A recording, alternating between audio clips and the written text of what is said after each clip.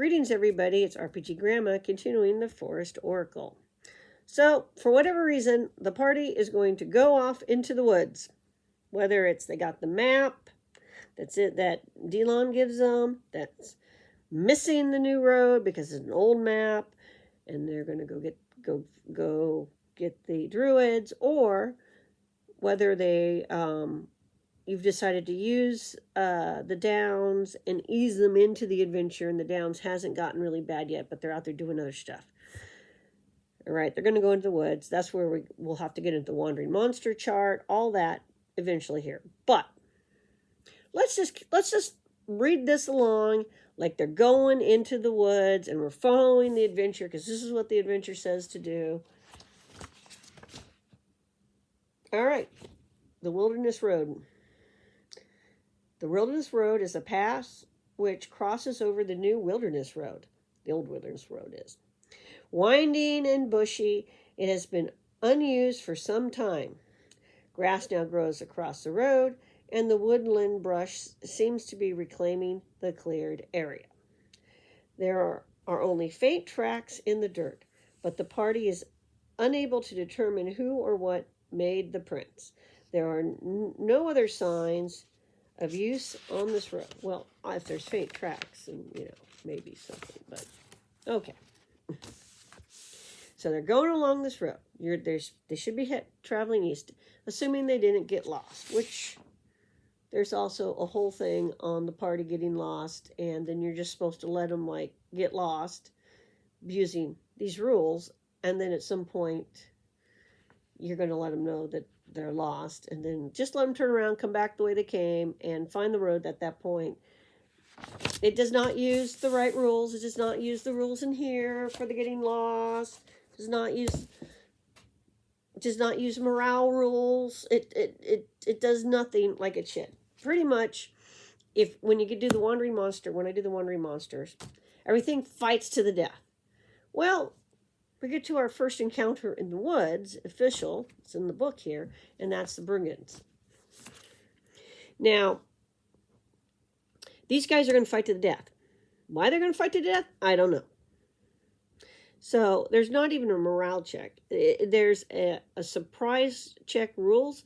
They're supposed to be teaching you how to play D&D 1E Advanced, and they're not using the right rules. These rules don't match basic. They don't match anything in the D&D, old D&D books, and they don't match anything in Advanced Dungeons and Dragons. Use the rules in Advanced Dungeons and Dragons. It's a die roll off, and there's reasons for that, and I'll do a thing on the rules maybe. It'll make sense when just take my advice. All right, so this is what the party's going to see. Keep in mind, everybody's traveling east, so that means our bad guys either have to be in front of the party and the party catches up with them, or behind the party and they're catching up with the party. A group of 7 men approaches. They are following the road east and are making good time, neither tarrying nor running. Their faces are expressionless, no expression. One is dressed as a cleric of some sort. Another is dressed as a traveling drummer. The other could be peasants or serfs going from one location to another for harvest season. Each carries some sort of weapon. It's plain that they are not soldiers by their haphazard way of walking. Okay. They do not seem to be joking loudly or singing as they advance. It's kind of a weird description. The party encounters 7 brigands. One is the leader. Gives us some stats. And tells us he's got some fun sword stuff. The other 6 brigands are fighters. And they all have swords. And the brigand looks like rough men and carrying weapons that pilgrims or wayfarers would not. It said various weapons. Okay. The brigands charge when they are 25 feet from the party of adventurers. They are all armed with swords. Tells you to roll for surprise at this point, using the wonky rules that are incorrect. The brigands will fight until they are all dead, or until the party has been killed. If a brigand is captured, he will offer to lead the party to his hideout. If they spare his life, he will not volunteer any more information about the hideout, but will not lie if asked a direct question about it. Okay, this is really weird. Now, expressionless faces, marching, haphazard way of walking. To me, that's something really cool to work with. Are these guys just outlaws? Are they being controlled by an outside force? That would be my go-to thought. Now, I personally, even though it's not in the module anymore, I'm in favor of outside force, but they're going to attack and fight like they're going to fight because they're being compelled to, which gives you all kinds of opportunities there too. The guy, now obviously we got a little guy in a traveling drummer.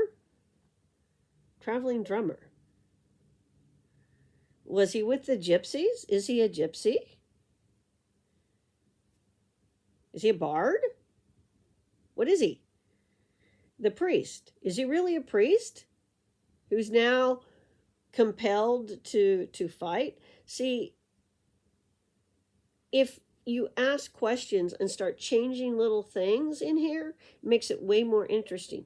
You could have the town's priest could have gone missing. Or these guy with some followers could have come to the village trying to convert everybody to their new fangle dangle religion, and the village said, no, we are not doing that, we're not, and this priest then left with his followers, but now something's taken them over. Or maybe they're just crazy, and they're going to attack.